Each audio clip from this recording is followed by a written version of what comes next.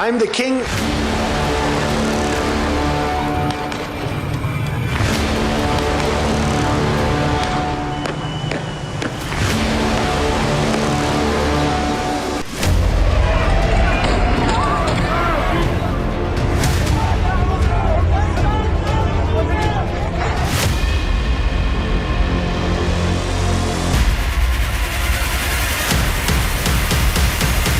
Look, we're watching it very closely.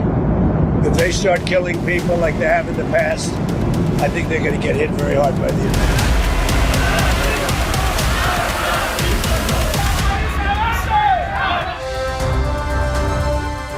तो इस साल 3 जनवरी के बाद दुनिया अचानक ही बदल गई। इस दिन अमेरिका ने वेनेजुएला में ऑपरेशन किया, वहां के राष्ट्रपति को पत्नी समेत किडनैप कर लिया और रशियन फ्लैग वाले ऑयल टैंकर पर भी कब्जा कर लिया। अब स्थितियां समझिए, इसमें जियोपॉलिटिक्स कहीं भी नजर नहीं आ रही है और पूरी दुनिया कंफ्यूज है कि आगे क्या होने वाला है। सवाल उठने लगा है कि क्या दुनिया की 3 महाशक्तियां अमेरिका, रूस और चीन की आपस में टक्कर हो सकती है। पहले यह समझ लीजिए कि इस समय ट्रंप के टॉप 11 टारगेट कौन कौन से हैं और ये टारगेट क्यों हैं।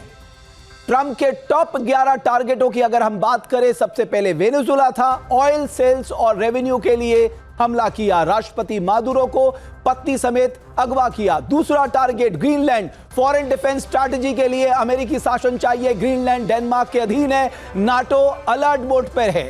थर्ड, क्यूबा, अमेरिका को क्यूबा के विरोधी सरकार से परेशानी है। अमेरिका मानता है कि क्यूबा खुद ही खत्म हो जाएगा। मार्को रूबियो के पेरेंट्स क्यूबा से ही अमेरिका भागे थे, यह बात ध्यान रखने योग्य है। चौथा, कोलंबिया, वेनेजुएला के पड़ोसी देश पर कोकीन फैक्ट्री होने का आरोप लगाया गया है। ट्रंप ने कोलंबिया पर अटैक की संभावना से इनकार नहीं किया है, यानी कोलंबिया भी निशाने पे आ सकता है। और पांचवा, मैक्सिको, डेडली ड्रग फेंटनिल को अमेरिकी भेजने के आरोप 1 दशक से मैक्सिको और यहां के लोगों से खराब रिश्ते का सबसे बड़ा कारण है। मैक्सिको भी ट्रंप के निशाने पे आ सकता है। ईरान, न्यूक्लियर प्रोग्राम से इजराइल अमेरिका पर खतरा पहले से ही था, पहले ही हमला कर चुके हैं, लेकिन इस दौरान जो जेनजी का प्रदर्शन चल रहा है, खामनेई का तख्ता पलट करने के लिए माना जा रहा है, उसे अमेरिका और इजराइल का पूरा सपोर्ट है। खुलेआम ट्रंप ईरान को धमका भी चुके हैं, ईरान पर डायरेक्ट अटैक की धमकी भी दे चुके हैं। कनाडा को अमेरिका अपना 51वां राज्य बनाना चाहता है। कब्जा करने की संभावना से अमेरिका इनकार नहीं करता। अपने गोल्डन डोम से सुरक्षा देने का प्रस्ताव भी दे चुका है अमेरिका। 8वां, पनामा, स्ट्रैटेजिक वजह से पनामा कैनाल पर कब्जा चाहता है अमेरिका। सेकेंड टर्म में पनामा कैनाल पर अधिकार जता चुके हैं पहले ही ट्रंप। 9वां है नाइजीरिया, आईएस आतंकियों को पनाह देने का आरोप 2025 में क्रिसमस पर अमेरिका ने बमबारी की थी। और 10वां है सीरिया, असद सरकार पर रासायनिक हथियार रखने का आरोप लगा चुके हैं, केमिकल वेपन की सुरक्षा के लिए अधिकार चाहता है। और निकारागुआ, ट्रंप ने नेक्स्ट टारगेट में निकारागुआ का नाम लिया है। 20वीं सदी की शुरुआत से दोनों देशों में दुश्मनी है। तो आप समझिए, ये 11 ऐसे टारगेट हैं जिस पर ट्रंप की नजर है। और 3 जनवरी के बाद, जैसा कि हमने कहा कि दुनिया बहुत अस्थिर महसूस कर रही है, उसका बड़ा कारण यही है कि ट्रंप का अगला कदम क्या होगा ये कोई नहीं जानता। तो ट्रंप ने इतने सारे मोर्चे खोल रखे हैं साहब, लेकिन सबसे बड़ा सवाल यह है कि अब अमेरिका की सीधी टक्कर रूस से भी हो सकती है। इसकी 2 वजह हैं, एक तो वेनेजुएला के पास रूसी फ्लैग वाले ऑयल टैंकर को जब्त करना, और दूसरी वजह अमेरिका का ईरान को लेकर आक्रामक तेवर। सबसे पहले ये रिपोर्ट देखिए।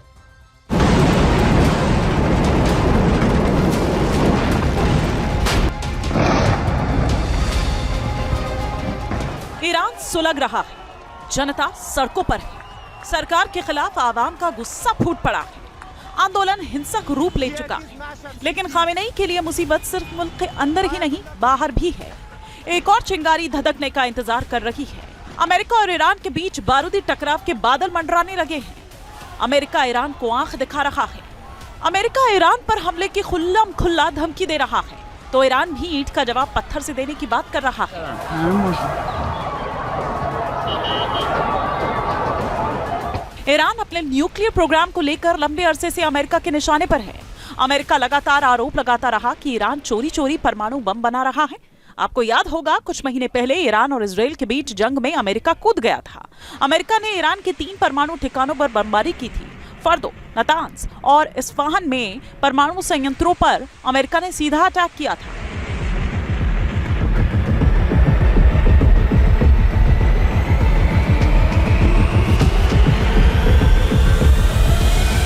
और अब यह खतरा मंडरा रहा है कि एक बार फिर ईरान पर अमेरिका का भयानक हमला हो सकता है। अमेरिका काफी वक्त से ईरान के खिलाफ कार्रवाई का मौका तलाश रहा था और ईरान में खामेनेई शासन के खिलाफ विरोध प्रदर्शन तेज हुआ तो अमेरिका एक्टिव हो गया।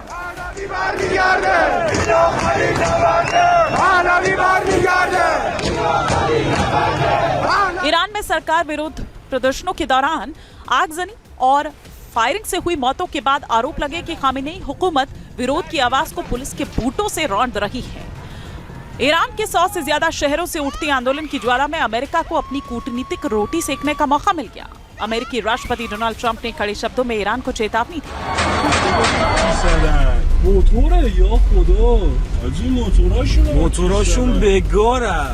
मैंने उन्हें बता दिया है कि अगर वे लोगों को मारना शुरू कर देते हैं जैसा कि वे दंगों के दौरान करते हैं, उनके यहाँ बहुत सारे दंगे होते हैं, अगर वे ऐसा करते हैं तो हम उन्हें बहुत कड़ी सजा देंगे। अब सवाल है कि अमेरिका ईरान को जिस सजा की बात कर रही है वो है क्या? ट्रंप ईरान को क्या सजा देंगे? ट्रंप की इस चेतावनी को धमकी कहना ज्यादा मुनासिब होगा। यानी अमेरिका हमले के लिए तैयार है, उसे बस सही मौके का इंतजार है।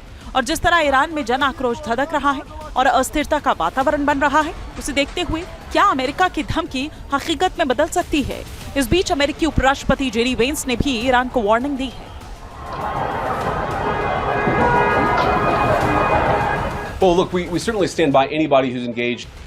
हाल ही में वेनेजुएला में अमेरिका ने जिस तरह एक तरफा सैन्य कार्रवाई का तख्ता पलट कर दिया, उसके बाद पूरी दुनिया में अमेरिका की आलोचना हुई।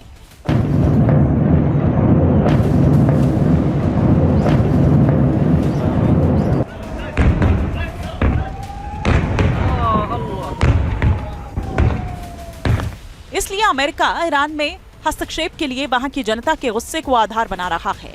ईरान में हो रहे प्रदर्शन के बीच अमेरिका के राष्ट्रपति डोनाल्ड ट्रंप ने सोशल मीडिया पर एक पोस्ट किया। ट्रंप ने लिखा, आपको स्वतंत्रता के प्रति गहरा लगाव होना चाहिए। स्वतंत्रता के समान कुछ नहीं। आप साहसी लोग हैं। आपके देश के साथ जो हुआ वो दुखद है। आपका देश एक महान देश था। बढ़ते तनाव के बीच अमेरिकी सांसद लिंडसे ग्राहम ने ईरान के supreme leader Ayatollah Ali Khamenei को हत्या की खुली धमकी दी है। अमेरिका के एक्शन प्लान के दावों के बीच खामेनेई की हुकूमत भी अब आक्रामक रुख दिखाने की कवायद में है। ईरान की सेना अमेरिका के रुख से बेहद खफा है। ईरानी सेना प्रमुख मेजर जनरल अमीर हतामी ने देश को सीधे निशाना बनाने वाली बयानबाजी पर प्रीएम्प्टिव अटैक की चेतावनी दी है। मतलब साफ है कि ईरान अब डिफेंसिव मोड से निकलकर ऑफेंसिव रुख अपना रहा है। दुनिया ये सवाल पूछ रही है कि क्या इसके बाद ईरान का नंबर है, लेकिन विश्व की बड़ी सैन्य ताकतों में शामिल ईरान और वेनेजुएला की तुलना नहीं की जा सकती। ये बात ट्रंप भी अच्छी तरह से समझते हैं। ईरान ने इजराइल के खिलाफ बीते साल हुई जंग में अपनी विध्वंसक शक्ति का प्रदर्शन किया और अमेरिका की मदद के बावजूद ईरान ने इजराइल को कड़ी टक्कर दी थी। ट्रंप ने ईरान पर बमबारी की, लेकिन ईरान ने घुटने नहीं टेके। तो क्या अमेरिका ईरान के खिलाफ कार्रवाई करने से पहले माहौल तैयार करने की कवायद में जुटा है? Team news nation.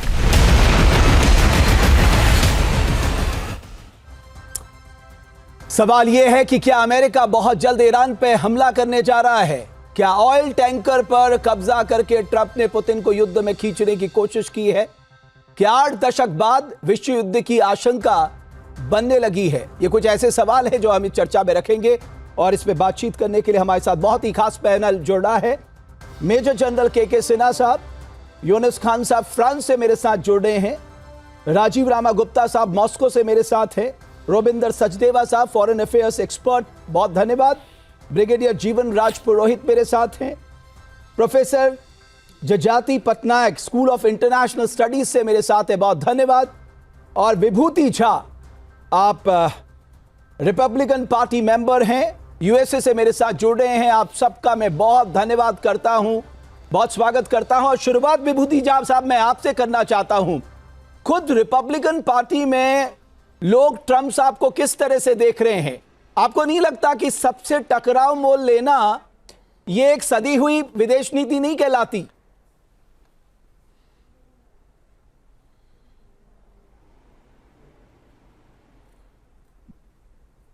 आपकी आवाज बंद हो गई है, तो विभूति झा साहब, आपको मेरी आवाज आ रही है? अब आ रही है। सर, अब आ रही है। मैं बीच सिर्फ में इतना जानना चाहता हूं कि क्या आपको लगता है कि 3 जनवरी के बाद दुनिया ज्यादा असुरक्षित महसूस कर रही है और हर किसी से टकराना यह एक सदी हुई विदेश नीति का हिस्सा नहीं हो सकता? बहुत बहुत धन्यवाद हमें आपके शो में बुलाने का। और मैं इसमें 2 चीजें ऐड करूंगा। इतने धाकड़ लोग बैठे हैं आपके पैनल में, अब तो मैं ये इस बात को एक कदम पीछे लेना पड़ेगा। सारी की सारी जो वॉर की जो एटमॉस्फेयर होती है, ये सारा का सारा यूरोप से शुरू होता है। क्यों?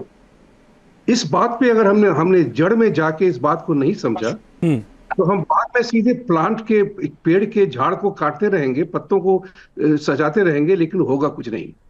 तो मूल बात यह है कि यूरोप का जो इंपीरियलिज्म और कॉलोनियलिज्म रहा है, उसी के कारण दुनिया में जितने सारे फ्लैश पॉइंट्स हैं आज की तारीख में, वो आपकी आंखों के सामने हैं।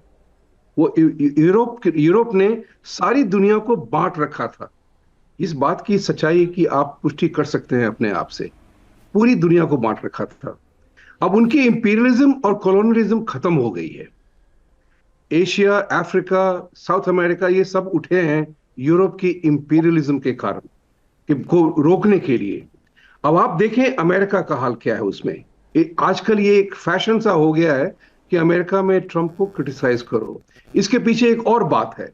ये वामपंथी leftist ecosystem, leftist Islamist ecosystem जो पूरे दुनिया के व्यवस्था, डेमोक्रेटिक व्यवस्था में घुस गई है, उसके कारण वो फ्रीडम तो मांगते हैं, लेकिन हमारे फैसिस्ट तरीके से चाहिए।